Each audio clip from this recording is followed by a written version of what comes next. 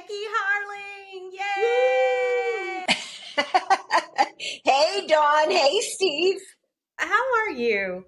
I am great. How are you guys? We are. I'm not lonely, No, which is good that is good. because I know, That is good. that's one of the things that we continue to hear from people is that they're pretty lonely in culture and in society right now. Yeah, absolutely. And the Surgeon General has affirmed that because we're now past the pandemic, but we're in an epidemic of loneliness. We did this to ourselves, but I think we did it unwittingly, Becky. We did not realize that when we were trying to do what we didn't even understand in 2020, that we were disconnecting and the ramifications that would come with that. I remember being somewhere, it was either later 2020 or 2021, and watching families with little kids. And we wondered, how in the world are children going to regulate off of their parents' expressions and have that connection if they couldn't see their parents' faces? And that's just kind of the tip of the iceberg where we now find ourselves in this epidemic of loneliness. And you speak a lot, you have a podcast. What are you hearing from people? Yeah, so the interesting thing is, I think it started long before the pandemic. The pandemic definitely revealed it and added to it. But I think what has happened, what I've heard from people is, wow, I realize in my life I've gotten so busy. I don't have time for close friends anymore. Or, I'm connected on social media, and why am I feeling lonely? And questions like that. People are like, I don't have anybody in my life that I can really be authentic with. I have a lot of people in my life, but I'm not authentic with anybody or vulnerable with them. And really, loneliness is not the absence of people. It's feeling disconnected from people. In fact, a lot of us probably can relate to walking into a party or a crowded room and, you're around people all the time, but man, you feel so disconnected from people like that. And as you said, Don, to a certain degree, we have done that to ourselves. Becky, how do you think we begin to right the ship? Yeah, I believe that we have to, first of all, change our narrative. As Americans, we have this wonky view that independence is a great thing. I mean, right? We pride ourselves on our independence. What's interesting about that is nowhere in scripture is independence affirmed. In fact, we're called to interdependence. And so we've got to start by changing our narrative and changing the messages we tell ourselves. And then we really have to begin to take initiative. We're going to have to really take some practical steps to move forward to make those deeper connections. And I know you talk about practical steps. Becky, my husband and I were walking the dog just in the beautiful weather we had recently.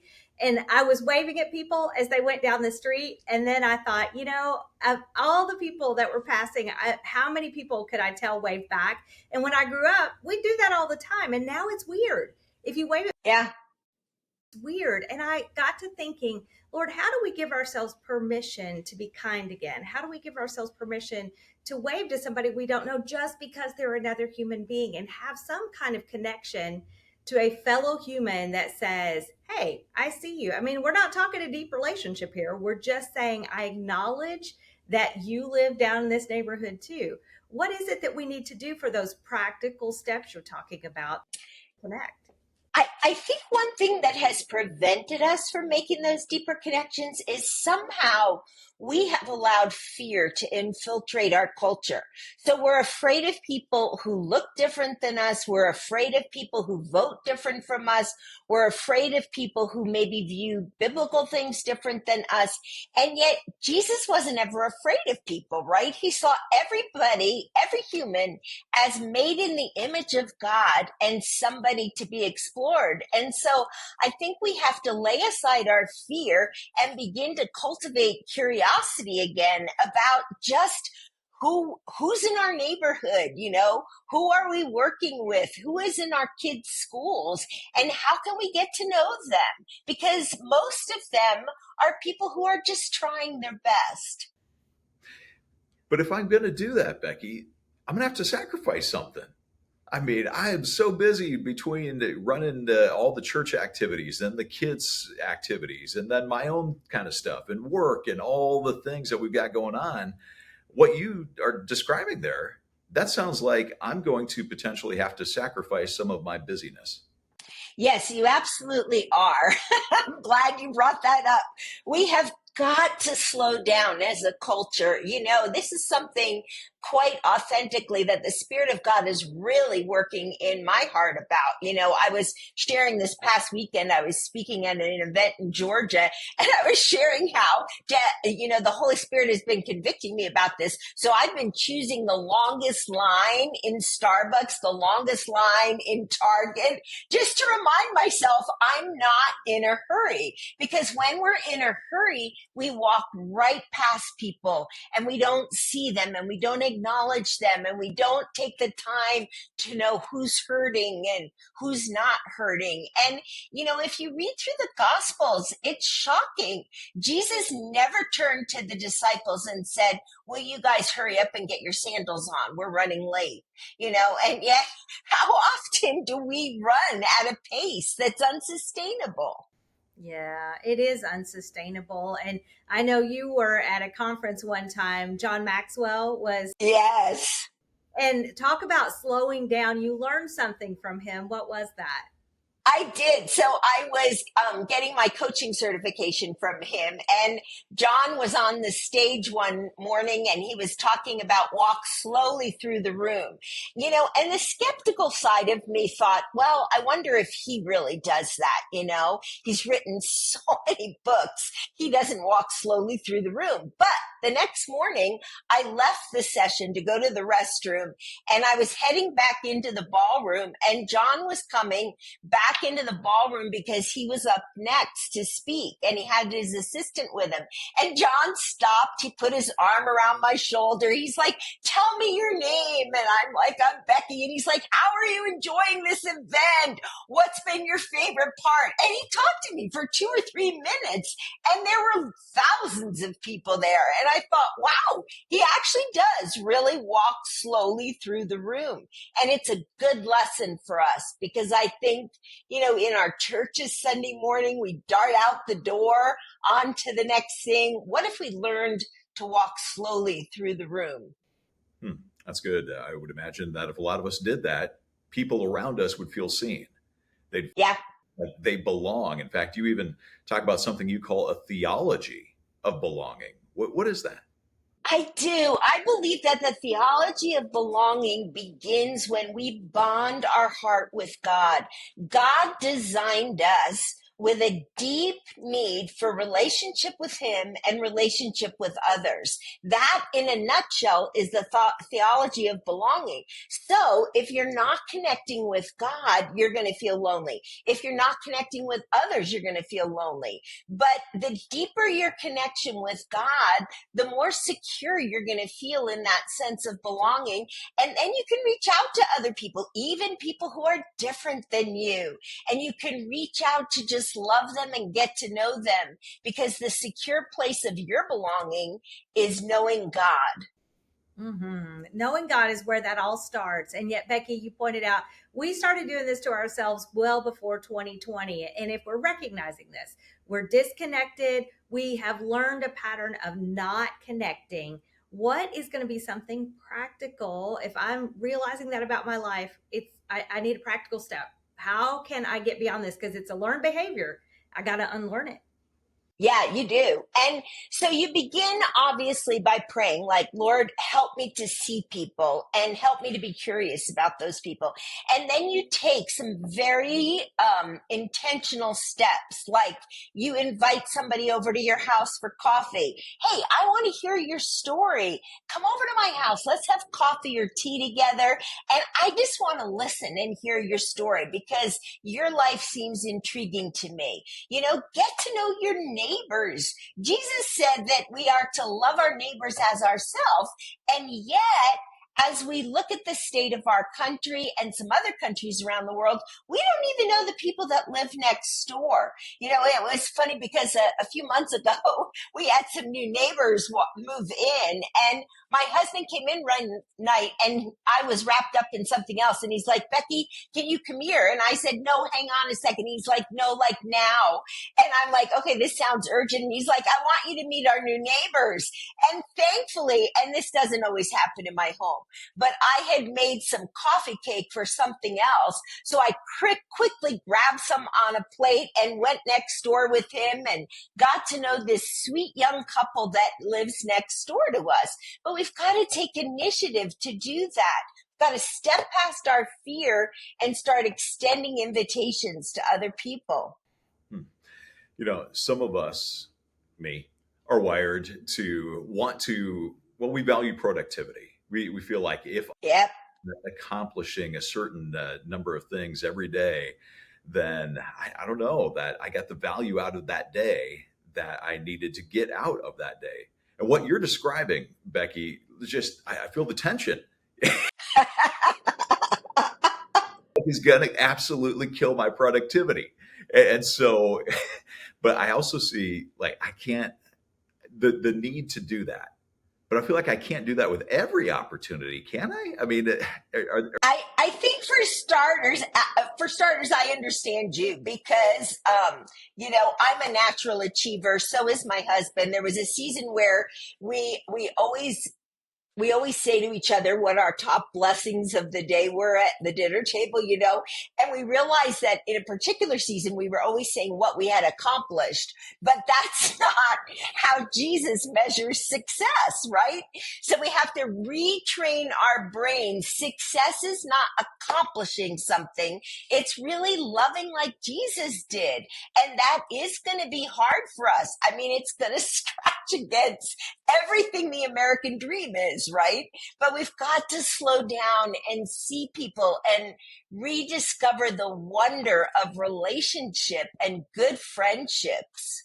But Becky, I slow down, I see people, and I see people in my way. You're taking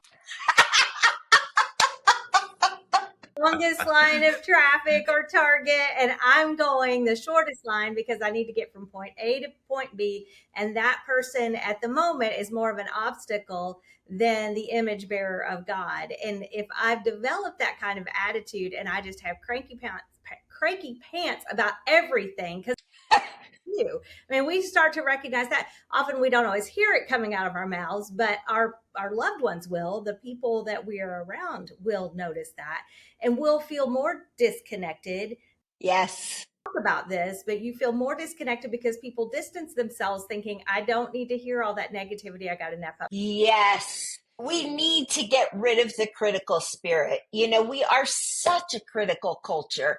I see it in the church. I see it in the political realm. All of a sudden, people that maybe are across the aisle from us politically have become demonized, you know, or people that don't agree with our particular stream of theology, we look down on them. And yet Jesus had some pretty harsh words to say about judging other people. And we've got to give this up. You know, this is so intriguing to me. Years ago, I polled 100 women and I said, okay, what's the top thing that women criticize other women about? Do you know what the answer was? A messy car. And I'm thinking, oh, girls, we've got bigger fish to fry. You can't criticize somebody for their messy car. You don't know what their life was like that morning. You don't know what their life's going to be like tomorrow. Most people are really trying their best, and we've got to view them as, you know, image bearers of Jesus. And even if they're not walking with Jesus or they don't have a personal relationship with him, they were made in the image of God, and as such deserve, you know, to be seen by us and to be valued by us. we want to see people, we want to value people. And I think a part of that is also recognizing the fact that they are flawed people. While they are created in the image of God, people are going to hurt people sometimes. Yeah. is maybe my skin's a little too thin. When I was a teenager, I went for a walk with a mentor of mine. She was mentoring me and really pouring into my life. And one day on the walk, she said, Becky, you have a really sensitive nature. And she said, that's a gift from God. However, if you allow people to continually hurt your feelings and if you take offense, it's going to inhibit your ministry later on in life. And I never forgot her words, because it is easy to take offense from other people. But interestingly, that word offense in the Greek is scandalon, and it's the place where you put the bait in a trap. And so when we take offense, and we hang on to that offense, Satan's trap closes on us and we back up from people. We build walls around our heart. We say, well, I'm not going to trust that person ever again, but we're hurting ourselves. One thing I like to ask myself is, how is being hurt over this helping me? And if it's not helping me, I need to let it go and offer grace. I'm processing as you're speaking, Becky, because I feel my little thin skin having a it's true. And if we can let go of those offenses and offer the grace, we not only see grace at work in friends' lives or acquaintances, we also see grace powering up in our own lives. And we so want to be people of grace. But there's some connection there in obeying what the Lord has already given us and the opportunities to let go of offenses. Yeah, it's big in our lives. And I think, we are living in a culture right now that where people get offended over a lot of different things, but as the body of Christ, as people who follow Jesus, we are to be different. And so we've got to let grace and love flow out of our lives because that's what Jesus did, and sometimes I think people hurt our feelings and unknowingly, and we conjure up stories in our head like, oh, wow, they didn't have time for me or whatever. And the truth might be they weren't even thinking about you. They had something else going on in their life that was bigger than their lunch appointment with you or whatever, or they just spaced and forgot. So we've got to be careful about that offense stuff. Yeah, having the ability to overlook those small offenses really important. And then loyalty, I would think, is also a thing where you decide, you know what, I've invested so much time in this relationship. If that offense is, that minor offense, I can't get I've got to let that go.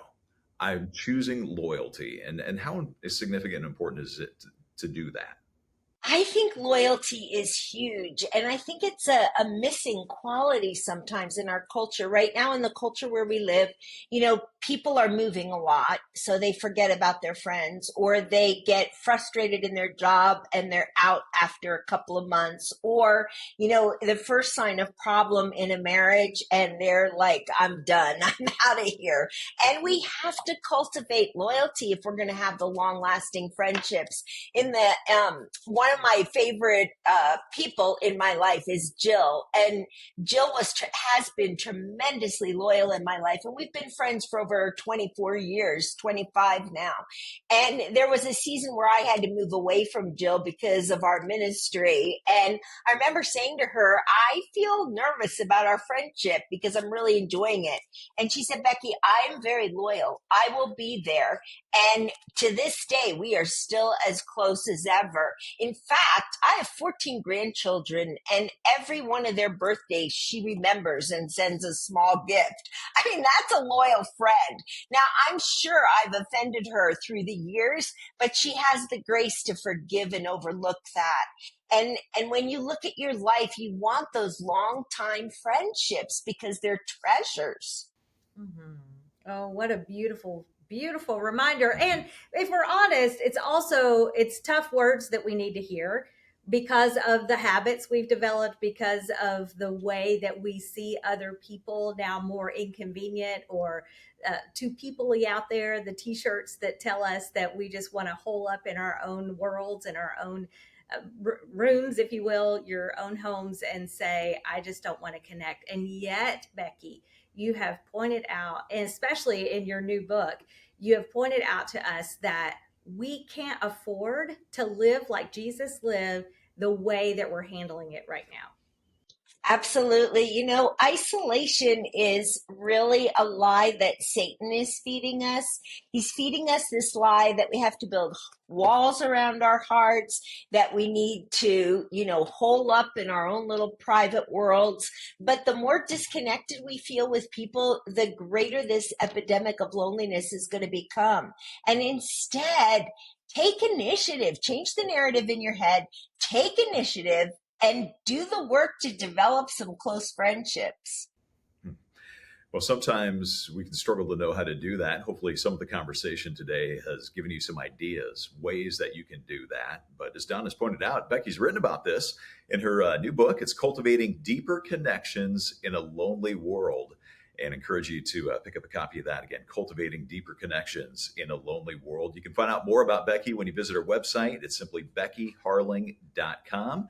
And encourage you to check that out. And Becky, thanks for your time today. So good to connect with you again. Do the work, take the initiative.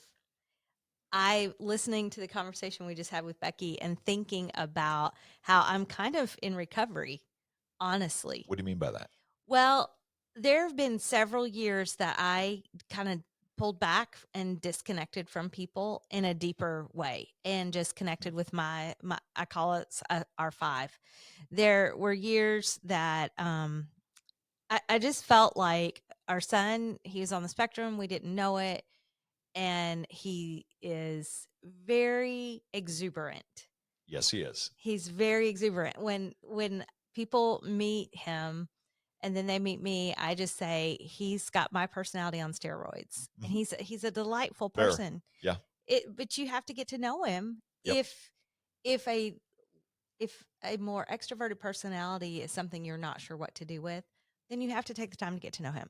So when he was younger and people wouldn't necessarily take the time, then often we wouldn't get invited to things, or it would be, okay, adults only, no kids. Well, we were in that season of we want to do things with our kids. And so I kind of felt that pressure and I just circled the wagons and said, fine, we'll just stay home and we'll do things with just the five of us. And once you develop that muscle, it's a little difficult to give it up and develop a new one. Like Becky said, take the initiative, do the work, because at that point you're like, no, that hurt. It felt like you were not accepting one of my kids, and that won't work for me. Yeah. So the mama in me was just like, fine, we'll do it this way. And then the kids grow and people get more understanding, and then they're like, okay, let's do all these things. And I'm like, oh, I've kind of forgotten how to do that. I get that. I think there's a season of life that a lot of parents go through where whether your child is on the spectrum or not, there can be an element of that. And I get a personality as bold and as strong as Micah's could complicate that even more. But even just that season when the kids were little and there was naps and diapers and bedtimes and this and that and all the things, you get out of the habit of leaving the house because it is so much work to leave the house. And then finally, when you can get out of the house a little bit, often it is to get them to school, get them to church, get them whatever, but then it's back home because of the schedule. And I found my circle of friends shrinking just because of life circumstances. And now that my kids are a little older, don't need as much eyes on them constantly, and have the opportunity to cultivate some of those deeper friendships. I'm like, that takes a lot of work. Like Becky was right. There's a lot of intentionality that goes into that, and a lot of, in a sense, sacrificing other things that I could be doing because I believe that those relationships that I'm choosing to invest in are going to give life back. Instead of saying, I have no connections, I have no friends. You have to recognize that language in yourself and take the initiative. Yep. I appreciate that. It's a challenge. Take the initiative, do the work. Those are things that are within our control as we pray. And she mentioned that too, to pray and then do those steps. And she also points out in her book about doing a neighborhood party. Sure. Like wherever you are, maybe if you're an apartment building, you take, the 8 apartments in your section, or if you live on a street, you take the section that's near you and just plan something and invite people to come. There's the risk, right? You're vulnerable, you're putting yourself out there. And yet the connections that the Lord can bring about out of that. I mean, if our neighborhoods, if we knew each other again, how would that change the dynamic of our city if we all took the initiative to be neighborly, be good neighbors? I mean, that alone, especially for believers, that alone would be revolutionary. Yeah, it could be absolutely huge. I'm even thinking about a conversation that we had in one of our Bible studies at church. It was an Experiencing God study. And one of the things that we were talking about was cultivating community and how important community is and how important unity in the body is. And one of the guys in our group was talking about the fact, like, all right, so when you have a few minutes of downtime, do you ever hang out with anybody? Who are the people that you choose to spend time with outside of your time at church? And do you make the effort to engage with anybody outside of that time? And I remember thinking, oh man, that's kind of convicting. And so within a week, I reached out to him. Nice. I'm like, all right, are you Take going to the put your money? initiative. Exactly. Yep.